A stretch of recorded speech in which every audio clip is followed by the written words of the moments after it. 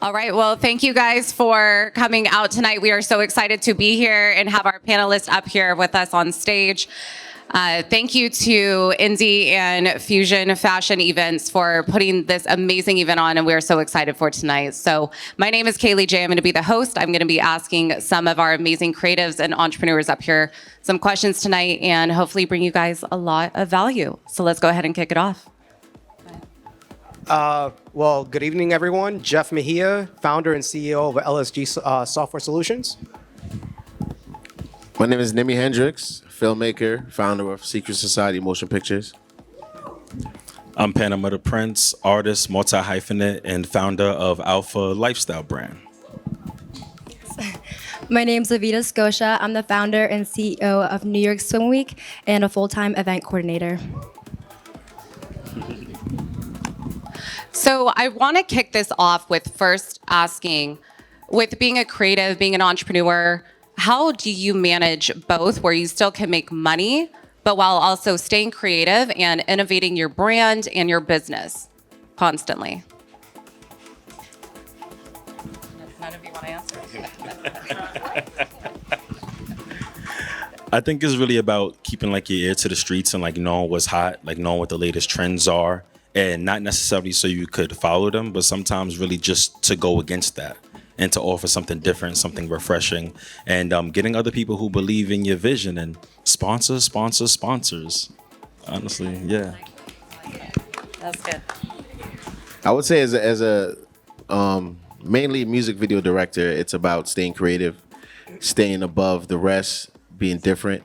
A lot of people think that following the trend is the way to the path to make money. To me, following trends is you may make short-term money, but if you want to have longevity, you want to create your own lane and do things different than everybody else, because eventually everything's going to play out. But if you have your own lane and your own system and your own creativity, then you're going to last beyond any short-term trend. So that's my philosophy.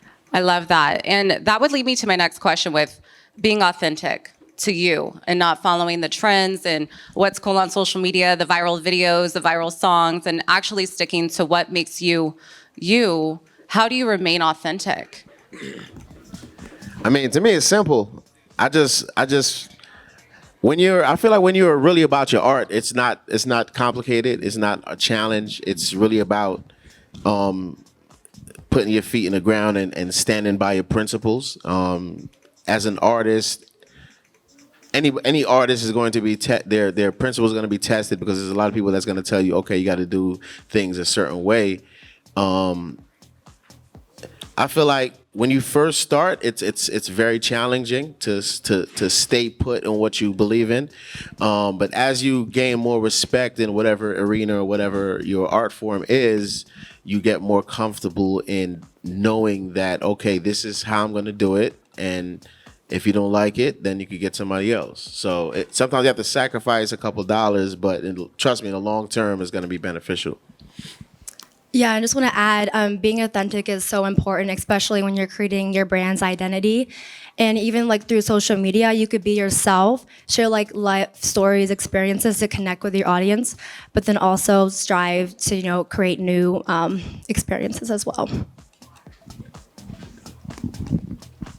So how do you continue to stand out? Obviously, we're talking about being authentic and being you, which I think at this point, a lot of people are very drawn to that, especially on social media. We don't want to see the hype videos anymore. We want to see you on your good days, your bad days, and feel like you can actually relate to somebody.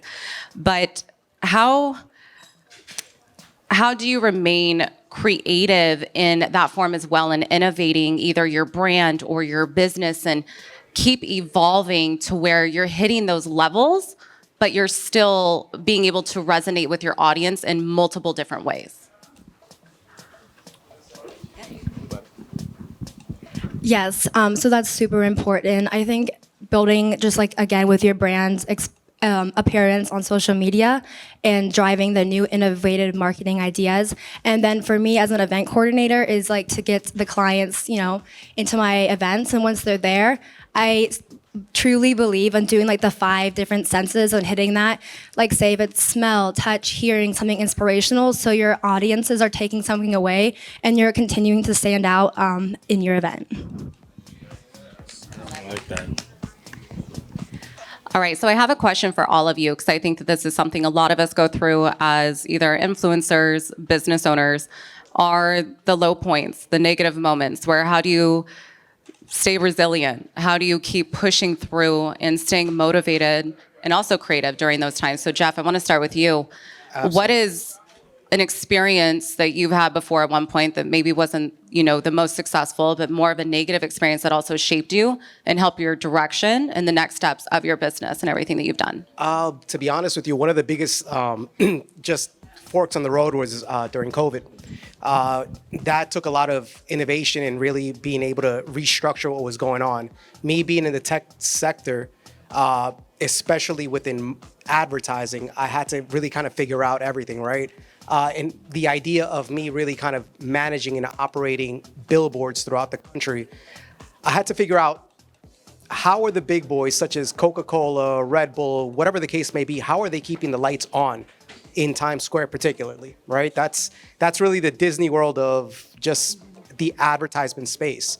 So me being able to really build on what they have, but being able to offer it for a smaller, on a smaller scale, I want to say to a small business, how could I do that? So innovation kind of came about, really when my back was against the wall, funds were low at the time. Really just how do I offer this and become, really kind of run with the idea of being able to offer that same opportunity to small businesses. Me creating a small integral part to being able to upload any sort of information up on these billboards was really what gave me that catch, right? And really that opportunity to being able to offer this to anybody, right? So in doing so, I was able to do it, really creating a partnership with a lot of these companies. I started off with one billboard, and now currently we're operating and managing 58,000 billboards nationwide. Good job. Congrats. It's for you too, all of your answers. So what was a negative moment in your career that kind of shaped and redirected? Or what was something that you learned from? Okay. You got it. To piggyback off what he said before, I think that COVID was really tough for everybody. And what it kind of really did force you to do is to get out of your comfort zone. How could I restructure? How could I rebrand? What can I do that's outside of the box? What haven't I done before? And literally right before COVID, I did like one of my most big events to date at that time. I did a collaboration with G-Shock. So throughout February and March, I was scheduled to do an event both with Foot Locker and Adidas. COVID happened. All of that got shut down. I'm like, damn. So I just really went to the internet. I'm like, everybody's home. Let me come up with new innovative ad campaigns to pitch to everybody on Instagram at the time. And I met up with one of my marketers, and I just shot a bunch of stuff in the house, like fake green screen. I mean, I'm literally standing in front of a sheet in my house, sending it to a graphic designer. You would think I was in a real studio recording all of this stuff. And it was crazy, but it drove a lot of traffic to my e-commerce website. So I was making a lot of money while being indoors. And me as a musician, it also forced me to get creative as well when I started making a bunch of fake green screen videos and putting it out. So by the time that COVID was over, I already had shows lined up. I had other brands that wanted to work with me, and I'm super old school, so I never really cared for the internet. But being in COVID, it forced me to do something outside of my comfort zone. And you have to be comfortable with being uncomfortable, and that's that. In my journey, I wouldn't really think of anything as like a negative experience. I always try to see it as like a learning curve for myself. And I think, but something that I had to overcome was just basically starting the show on my own, like not knowing how I'm gonna put out a runway over a pole in Manhattan. That sounds crazy, right? And selling it out. But I think just like he said, keep going, believe in yourself. And now I have an amazing team, support system. Every year I sell out. This year we had 12 million views on YouTube and a million impressions on social media in a month, and continue to inspire new designers in New York City that are swimwear, that they see that they could do anything, that you can, overcome anything. And I think that's really important.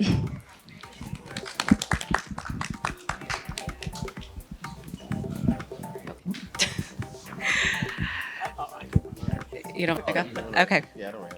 So one thing that I have done a lot in my career as a business owner is I've gotten mentors. I feel like life coaches and mentorship is such a big thing to keep you, not only going in the right direction, but help redirect you when necessary and helping you make big decisions. So from a coach mentorship standpoint, and Jeff, we'll kick it off with you. I want all of you to answer this. Have you had mentorship, or what is something along your journey in your entrepreneurship career that has helped you become the business owner that you are today? Absolutely. Mentorship is consistent, right? One of my biggest mentors now, I met back in 2003, to be honest with you. And, through the journey and on a completely different space. It was more on the finance space. Really just gave me my first sense of, I want to say first sense of worth, right? Just knowing that, I was always willing to help people, and that was my biggest thing. And him really kind of honing in and pushing and really telling me and leading the way, right? For me to really kind of realize that I'd had that sense of entrepreneurship from the very beginning is really what's made me successful now, and being able to tailor and cater to, whether it be a small business or middle market or large type of business. So, really just kind of giving me the foundation to get where I need to get and really, operate at the level that we're at now. To me, mentorship is extremely important, because no matter what field you get into, you don't start off as an expert. When I first started filmmaking and directing, I definitely had a mentor that kind of showed me the ropes. And one of the things that I always practice is when you're doing your art, all your friends and everybody's gonna tell you it's great, and that really doesn't help. Compliments to me don't help too much. I always seek somebody that's going to give me constructive criticism, somebody that's going to tell me how I could improve, what areas of improvement there are, because compliments to me are only for the ego. Constructive criticism is really what I look for as far as achieving my goals. So that's what one of my mentors was able to do, and I feel like it's something that everybody should seek, no matter what your lane is. Find somebody that's going to be honest, respectful in their honesty, and get you moving in the right direction. Like that. To piggyback off what Nimi said, I do believe that it is extremely important to have mentors. Unfortunately, I've never had the experience of actually having a mentor. I've had unofficial mentors, people that I've picked up little traits and things from. But to be quite honest, my journey and my experience has been my mentor. Anything that I've ever encountered, anything that I've ever had to go to, I made it applicable to everything that I do now. 15 years ago, I used to work for a hat store called Lids, and I learned embroidery there. I took that knowledge and started a streetwear brand. I worked retail, so I had to deal with customer service. And I made those skills applicable to me just dealing with people on a day-to-day, whether it be closing a deal or, just you deal with different personalities just navigating the industry, But you should always be a student in every aspect. Someone always has something to offer. You can't be a know-it-all, and you can know a great deal, and that's great. But sometimes you really just have to curve your ego a little bit and just be willing to take in information. Even if someone's saying something to you that you have full knowledge of, just let them speak, because it might just be that one little tidbit of information that you did not know. You know, you got to just be willing and open and just enjoy the journey.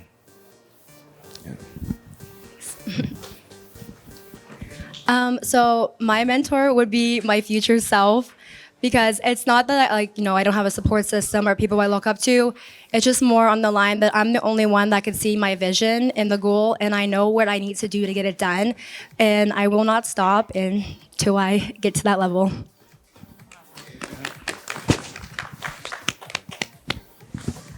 So I want to talk a bit about personal branding. I know all of you have a good brand, a good following, and you work with a lot of people who have great branding. So when it comes to personal branding, how do you extend your branding efforts outside of just social media where you're making a real world impact?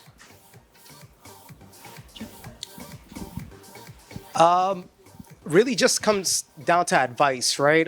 Being that I am in the tech sector, everything from building a website to advertising on any type of billboard that you may need, it all comes with strategy.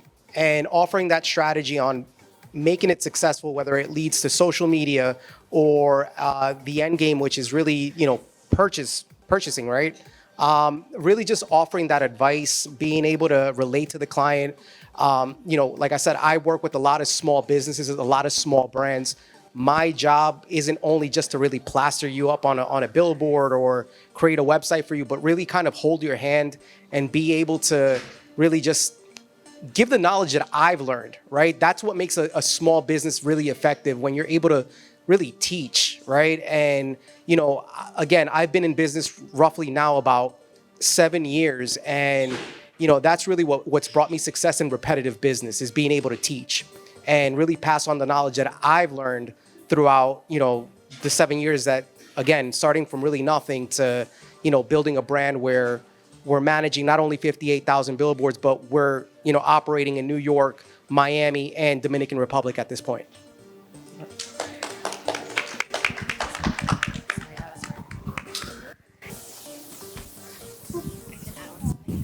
Sorry. For me, it would be like building a community. Of course, social media is amazing, but we're missing that human interaction, and that's what I strive to do at my events. And not even just going to events as well, but a community, as in connecting people and helping each other in your industry. Yeah, to piggyback off what she says, I feel like people, they're just too reliant just on the internet as a whole. And pick up the phone, call people, set up a lunch. I hate even text messaging. A lot of things get misconstrued through text message. I called you. I will call you before I even text message you. I'll set up a lunch just so whatever it is that I'm trying to do or whatever it is I'm trying to understand from you is properly conveyed and not lost in translation. And as Evita said, really just building community. Not only what can you help me with, but also how could I also be of service and help you reach the goals that you're also trying to reach, Each one teach one, and, we're all in this together. I would say establishing visibility outside of the internet space. With my brand SSMP, we're filmmakers, but we've kind of branded ourselves to where people actually look up to what we're doing on a daily basis. So even if it's coming to an event, dressing a certain way, looking a certain way, just presenting ourselves in a way that kind of attracts certain attention, makes people curious, makes people wonder, okay, what do they have going on? That's very important. Also, I find it very important is the network. As Manuel said, go to events, introduce yourself, speak, make phone calls, and this may be a little kind of straying away from that topic, but one habit that I like to practice is when I'm at an event and I'm meeting people, I always, no matter who it is, even if I saw that person before, I always introduce myself, because you never know whether they met you, whether they remember you or not. I feel like no man is the center of the universe. So there's some people that meet thousands of people, so you may remember them perfectly, they may not remember you perfectly. So I always practice introducing yourself, networking, and just establishing your visibility, whatever your brand is, outside of just the internet. No, those are amazing answers to all of you. And my last question for the evening, because I know that we have a fashion show that we need to kick off here soon, is one thing that I think that would be very valuable for all of you in here who may or may not be business owners, whether it's friendship, relationships in general, is when it comes to entrepreneurship and ethics, how do you choose the right business partners or the right yeah, we've all experienced it. The right strategic partnerships where you work with people that you may not only align with skill set wise, but value and morally. How do you pick the right partners? This is for all of you. So Jeff, go ahead. Oh, sure. It's a tough one. It's definitely a tough one. It's part of the growing pains of being an entrepreneur. It's all about due diligence. Being able to really know, just like taking on a project, right? It comes down to that. Is it worth your time? Is it worth your energy? Yes, the golden ticket is definitely getting paid, right? But sometimes it's really not about that. And the same thing goes with strategic partnerships. It's all about really knowing who you're getting into business with, knowing who's going to represent your brand, right? Because that's the most important part of business is your brand identity, and who's going to be really carrying the flag as good, if not better than you, right? And that's the most important thing in doing any sort of good business, is making sure that you have the right people around you, right? Not just necessarily a partnership, but just your staff, right? Are they representing you and your brand and the hard work that has gone, just not going unnoticed, right? So it's all about really doing your due diligence, making sure that that's the right fit for your brand. And once you do that and you find that right person, it's off to the races. It's off to the races. That is a very good question and a very tough question to answer, because when a lot of us start our business journey, the first people we want to work with and collaborate with and partner up with are our friends. And a lot of us have realized that sometimes friends do not make the best business partners. I've definitely been through that many times over. If I had to give one piece of advice, I would say judge a person by how they treat others. A lot of us have experienced people that treat you well because they're your friends, but then how they treat strangers and other people in different opportunities, they may not treat those with the same grace. So don't judge them by how they treat you, because you're friends. Of course, they're gonna treat you in a better way. Judge them how they treat strangers. I've been through that. I've been through that loop many times over, and you just to emphasize, don't go into a partnership with folks just because you're friends with them. Kind of step out of, try to give a third person look to that person as opposed to how you view them as a friend. Because it's a very important decision, because money will be the death of a lot of friendships. So sometimes it's best to find the candidate that's not a friend. So that's my input. I agree. To piggyback off of what Nimi said, I think it really just boils down to effort and authenticity. How much effort do you put into your own brand or just your own day-to-day?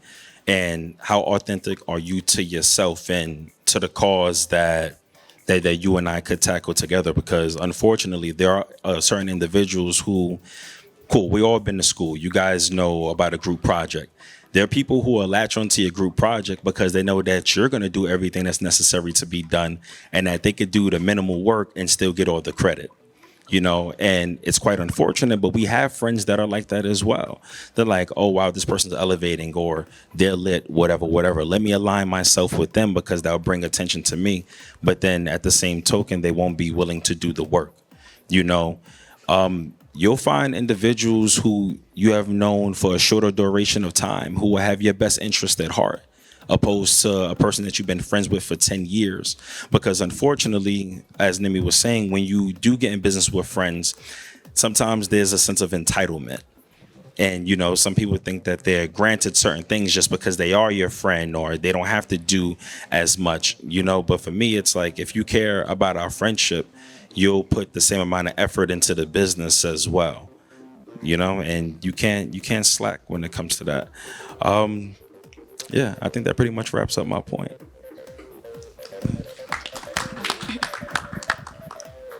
I think, like, I believe the best sponsorships are finding a brand that's on their same level, so you guys have like the same drive and ambition to grow together. And then when finding a partnership and creating a team is to find, I believe, people that like to do things that you don't like. Because as a creative, you know, you kind of want to do the whole thing, and you're like, no, this is my baby.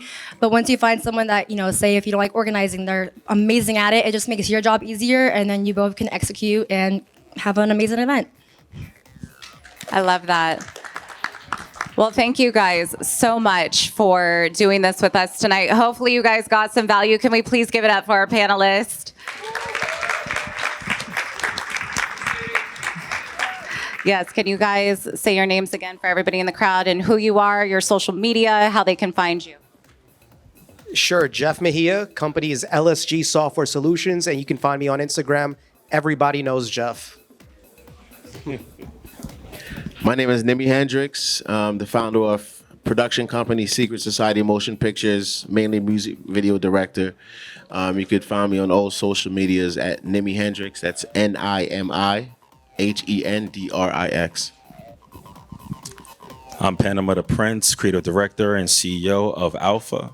And you guys can find me on all social media and DSPs at PANAMADAPRINCE.